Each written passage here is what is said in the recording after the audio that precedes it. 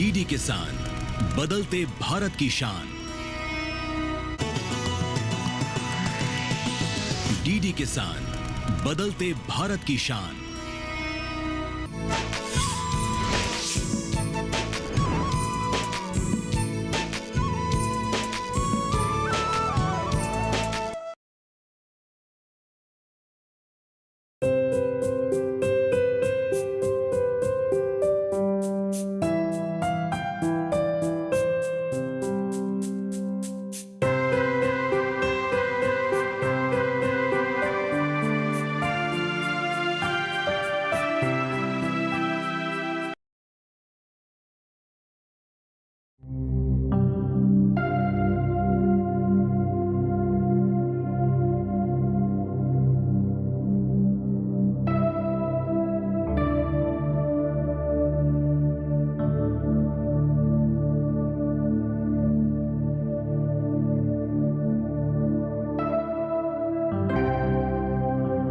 देखा, इतने बड़े तालाब के पानी को ये लोग कैसे खराब कर रहे हैं। इतने दिनों से तुम लोगों ने इन्हें समझा नहीं क्या?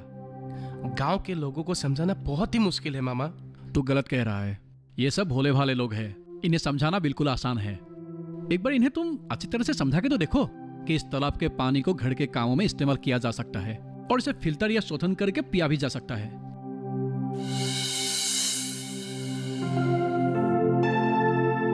बुबुल, यहाँ रुको। जरा सुनो।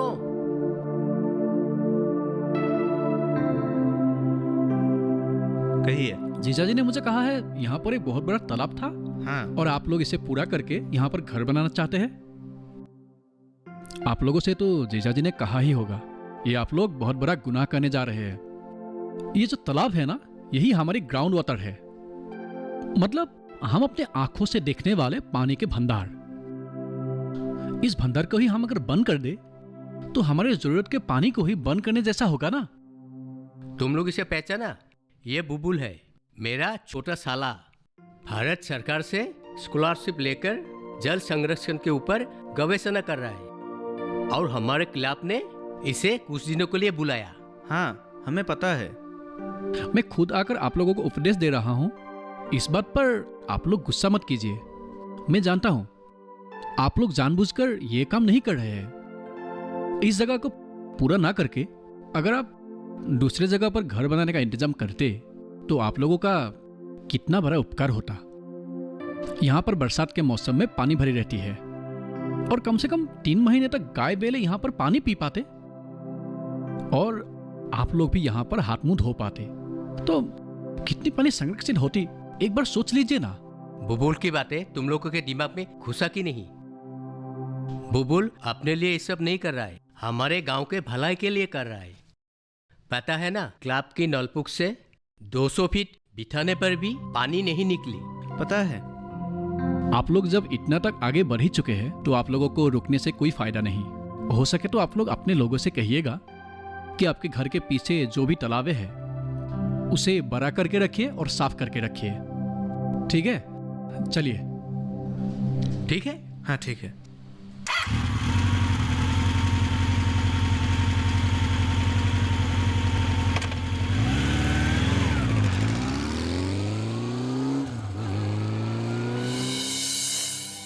आपने देखा जीजा जी, वो लोग कितनी बड़ी अन्याय कर रहे हैं। अरे खुद तो एक खाल भी खोद नहीं पाया और प्रकृति से मिली हुई जलाशय को वो लोग बर्बाद कर रहे हैं। पर इन सब के बारे में उन्हें क्या मालूम होगा? एक मामूली सा किसान है। हाँ, मैंने भी बाद में वही सोचा, शायद इन सब के बारे में उन लोगों को पहले किसी ने भी नहीं बताया होगा। पता नहीं ये कृषि विभाग के लोग क्या करते रहते हैं।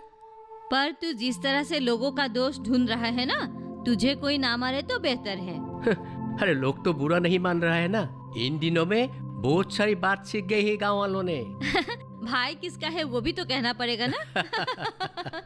अच्छा, यूं ही बैठे बैठे बातें ही करते रहेंगे या खाना भी खाएंगे? हाँ हाँ, चलो चलो। चलिए चलिए चलिए।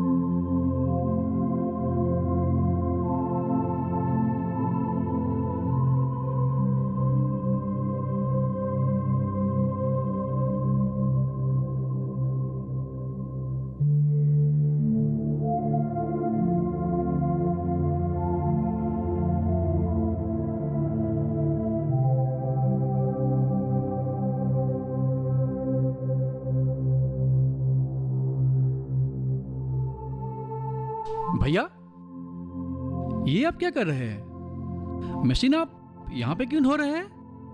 आपको पता नहीं मशीन यहाँ धोने से पानी तो प्रदूषित हो गई ना, और ये पानी तो गाय बकरियां पशु पक्षी पीते हैं ना। आप एक बार खुद सोच लीजिए भैया, आपके जैसा अगर हर कोई ऐसा ही करे तो ये पानी तो जहर बन जाएगी और यहाँ पे मछलियां भी नहीं बसेगी। ये सब मुझसे सहा नहीं गया और इसीलिए मैंने आपको ये सब कहा। चलता हूं।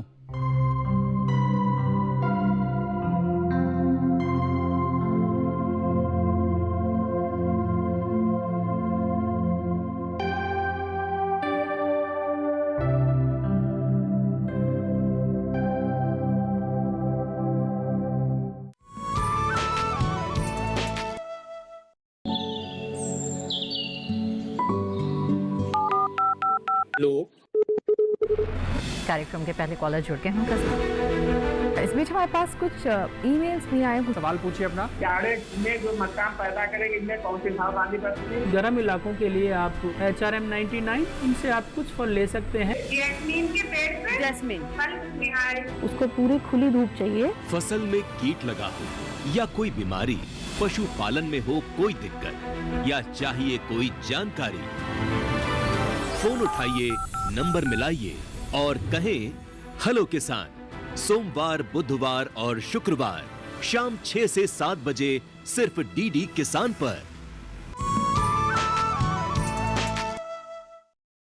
तुम लोग गांव में जल्दी एक अवेयरनेस प्रोग्राम का इंतजाम करो। पिछले 4 दिनों से मैं देख रहा हूं कि गांव के ज्यादातर लोग इसके बारे में कुछ भी नहीं जानते। मामा, तुमने जो कल मुझे इकोलॉजिकल इम्बैलेंस के बारे में बताया था, इन लोगों को भी थोड़ा बहुत बताओ तो। हाँ, मैं तो भूल ही गया था। मैं तो उसी बात को कहने के लिए यहाँ पर आया हूँ। इन दिनों में जो प्रिजर्वेशन ऑफ वाटर यानी जल संरक्षण के बारे में बोल रहा हूँ, इसका मूल कारण है इकोलॉजिकल इम्बैलेंस, मतलब प्राकृतिक भारसाम्यहीनता। चारों तरफ नजर फैलाने से हमें पता चलता है कि प्रकृति के रंगीन रूप, पेड़ पौधे, पहाड़ पर्वत, नदी झील सागर इत्यादि, इन सबको बर्बाद करना मतलब प्राकृतिक भारसाम्य को खो देना। वनांचल काटकर हमने खुद को खतरे में डाला है। बारिश के कमी के कारण प्राकृतिक जलाधार सूख गई है। तुम लोगों के क्लब को ही देख लो। आज से 10 साल पहले होते तो 50-60 फीट में पानी निकलती, पर आज तो 200 फीट में भी पानी नहीं निकलती। और 20 साल बाद क्या होगा आज ही सोच लो। अगर 20 साल बाद क्या होगा आज ही नहीं सोचोगे तो बच ही नहीं पाओगे।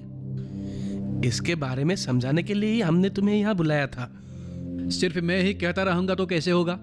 तुम लोगों को ये मिशन के रूप में लेना होगा, तभी सक्सेस हो पाओगे। हम कहाँ से शुरू करें? आप वही बताइए।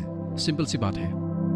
देखो, आज से 2 साल पहले जब मैं इसके घर आया था तो ये गांव पेड़ पौधों से भरा हुआ था। आज उसका आधा भी नहीं है। पेड़ पौधे काटकर लोगों ने घर बनाया, और पेड़ पौधे काटने के कारण मानव जाति के कितने नुकसान हुआ है उसके बारे में तुम लोग घर घर में जाकर समझाओ। उसी पॉइंट से तुम लोग शुरू करो। अच्छा, अब मैं चलता हूं। रमन, चलो हाँ, दूसरी जगह जाते हैं।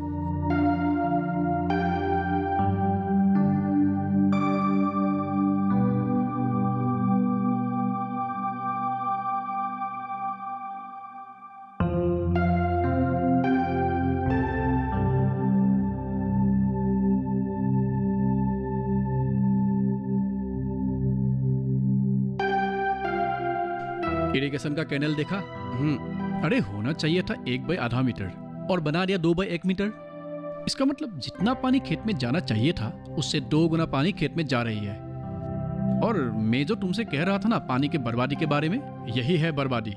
लेकिन ये तो सरकारी काम है, सरकारी अफसर को आकर देखना चाहिए। हाँ, अगर ये काम जिम्मेदारी के साथ किए होते तो आज हमारा देश का हालत ऐसा नहीं होता। ये सब सरकारी रुपए से किए हुए काम है। उसी का ये हालत अगर ऐसा है तो साधारण लोग क्या करेंगे?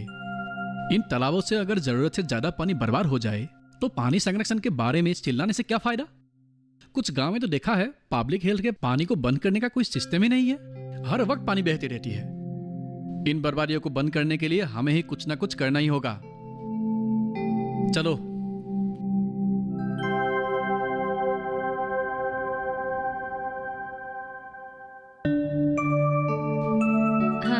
लीजिए। अरे बुलबुल कहाँ गया? पता नहीं, आ रहा हूँ कहकर निकल गया। उस पे ये कैसी भूत सवार हो गई है? हर वक्त पानी पानी करता रहता है। लोग उसे पागल न समझे, यही बेहतर है। तेरा भाई पागल नहीं है, पागल हम है। हम अपने हाथों के कुल्हाड़ी अपने पैरों पर मारा है। फिर भी हर वक्त मुझे तो डर है कहीं हमारे रमेन को भी भूत न पकड़े, क्योंकि वो भी तो हर वक्त उसी के साथ घूमता रहता है ना। शिकायत करना था मुझे, क्या तुमने? इतने दिनों के बाद दीदी के पास आया और तुम। अरे उसके पास थोड़ी ना समय है मेरे पास बैठने के लिए। ठीक है, बुलबुल को आने दो, मैं उससे बताऊंगा। बताएंगे।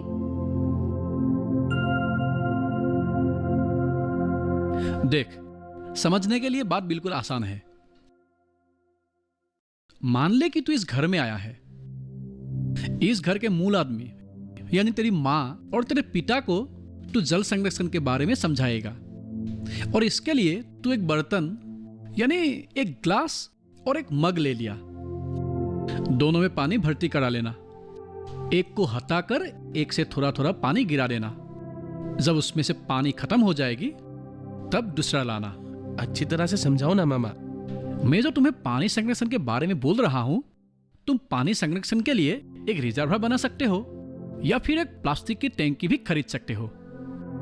हमारे असम में 3 बार बारिश की मौसम आती है, यानी कि 3 बार जोर से बारिश होती है। इसका मतलब तेरा वो रिजर्वर और या टैंकी भरती रहेंगे। वो पानी किस काम आएगी? यही कि फूलों में पानी देना, पेड़ पौधों में पानी देना, पैखाना में पानी डालना और घर आंगन साफ करना। यही पानी से तो हो जाएगा ना। कुएं नलकूप की पानी को अगर बचा सकते तो गांव के 50 घरों में कितनी पानी रह जाता? एक बार हिसाब करके देख लो। अरे ये सब बातें तो हमारे दिमाग में आई नहीं थी। आई नहीं थी इसीलिए तो समझा रहा हूं। अब तुम भी गांव के घर घर में इस बात को फैला दो। अब समझ में आया?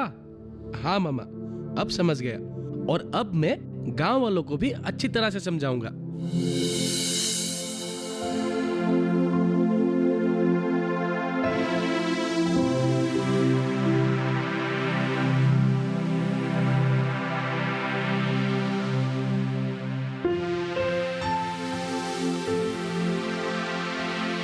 सुबह सुबह कहाँ गया था?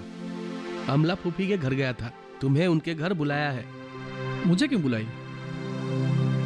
उस दिन उन औरतों में फूफी भी थी, गाली देने के लिए तो नहीं बुलाई। अरे तुम्हें पता नहीं मामा, 1 हफ्ते में तुम गांव के हीरो बन गए हो। अब तो हर घर से तुम्हें न्योता आएगा। अच्छा ही है, तुम्हारे साथ साथ मुझे भी कुछ दिनों के लिए अच्छी अच्छी चीजें खाने को मिलेगा। अरे फूफी ने क्यों बुलाई, पहले वही बता।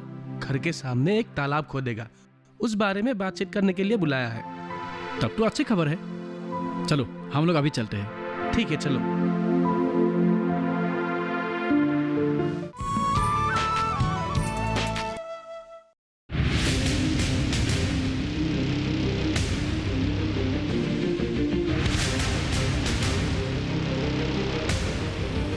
जब तपती है धरती, सूरज उगलता है आग, ठंड में जब सर्दी जमा देती सबके हाल, सब छुप जाते अपने अपने घरों में, तब बाहर निकलता सिर्फ एक इंसान, भरने के लिए हम सबका पेट, खून को पसीने की तरह देता बहा, थक जाता, झुलस जाता, हो जाता बीमार, तब उसकी सेहत का ध्यान रखता सिर्फ डीडी किसान।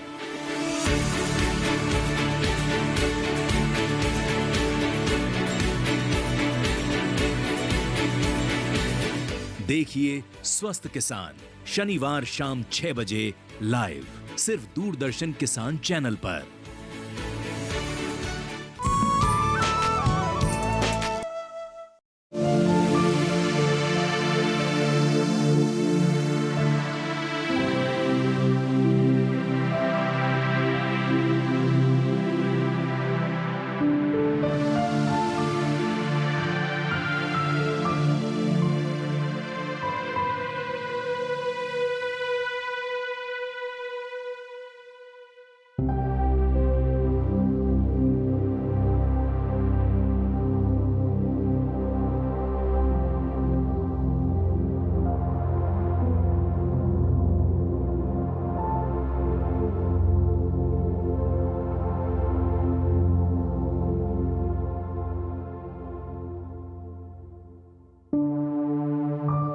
इतना बड़ा तालाब खोद कर क्या करोगी? आप इसे इतना बड़ा कह रही है, मेरे ख्याल से इसे और भी बड़ा होना चाहिए था। लेकिन ये तो फिशरी होगा ना? चारों तरफ तामुल, केला और नारियल रोपने से 4 साल बाद मालिक का बहुत प्रॉफिट होगा। तुमने इतनी आसानी से बोल डाला। आपको पता नहीं जीजा जी, ये तालाब खोदकर ये लोग कितना बड़ा काम करने जा रहे हैं। आज के जमाने में इतना बड़ा तालाब खोदने का मतलब अपने कोई फायदा नहीं है, बल्कि दूसरों का भी फायदा है। दूसरों का फायदा मतलब? ये एक जल भंडार होगा कि नहीं? जमीन के नीचे जिस तरह जल संरक्षण करना चाहिए, उसी तरह जमीन के ऊपरी भाग में जल संरक्षण ना करने से पानी के अभाव कैसे दूरी होगी? तालाब, झील, नाले ये सब धरती के बहुत जरूरी जलाधार है। जीवकुल को जिंदा रहने के लिए इन सब की बहुत जरूरत है, नहीं तो धरती में एक भी जीवकुल नहीं बचेंगे। चलिए रवन, चलो चलो।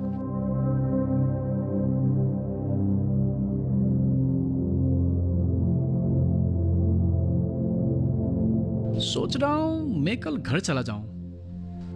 घर चला जाऊं? अरे ये तू क्या कह रहा है? घर में तो एक दिन भी शांति से रुका नहीं। अरे घर में नहीं रुका तो फिर 10 दिन में कहाँ रुका? जल कुंवर बनकर तो घर घर में घूमता रहा। दीदी तो बिल्कुल पहली जैसी ही रही।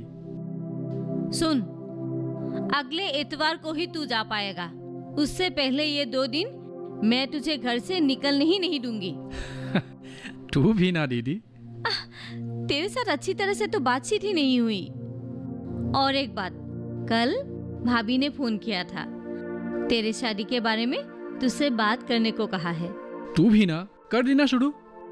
इस तरह मजाक करके उड़ा देने से नहीं होगा। माँ और पिताजी तो नहीं रहे, हम तेरे बारे में नहीं सोचेंगे तो कौन सोचेगा? कहने के लिए और कोई दूसरी बात नहीं है क्या?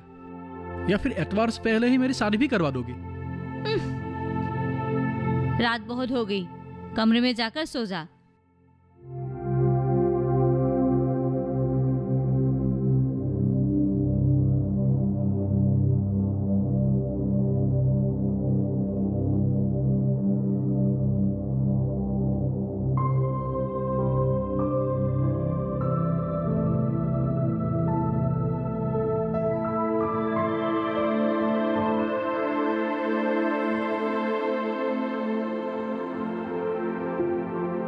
भैया,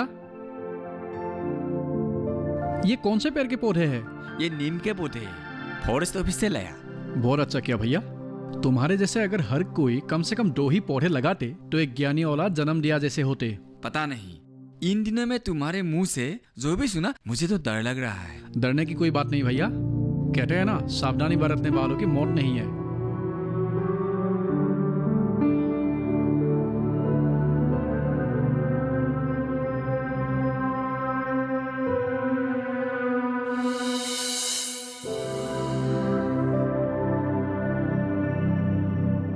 मैंने जो जो कहा तुम लोग याद रखना। फिलहाल ज्यादातर लोग इस बात को समझ चुके हैं। अब तुम लोग सिर्फ उन लोगों को याद दिलाते रहना। मामा, कल क्या तुम जा रहे हो? जाना तो होगा ही। काफी दिन क्लास का नुकसान हुआ है। तुम लोग सिर्फ उस झरने का मुंह साफ करके आना। पानी जितना ही बढ़े उतना ही अच्छा है। और झरने का पानी कितना गंदा है तुम लोगों ने तो देखा है ना? हाँ। तुम लोग नजर रखना ताकि गांव के लोग वहां पर गंदगी फैला ना पाए। ठीक है, वैसे भी मेरा तुम्हारे साथ फोन पे बातचीत होती रहेगी। हाँ, अब चलते हैं, रात के खाने का इंतजाम करना है। चलो। हाँ चलो।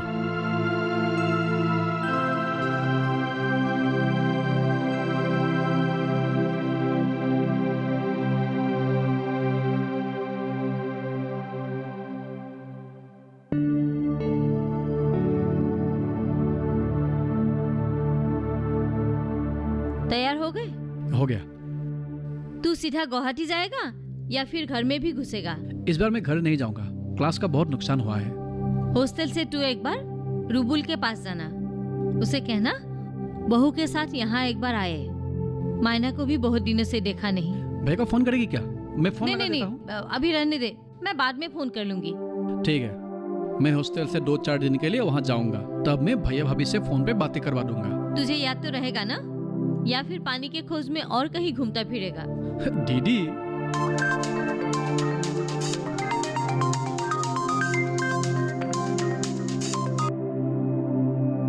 हेलो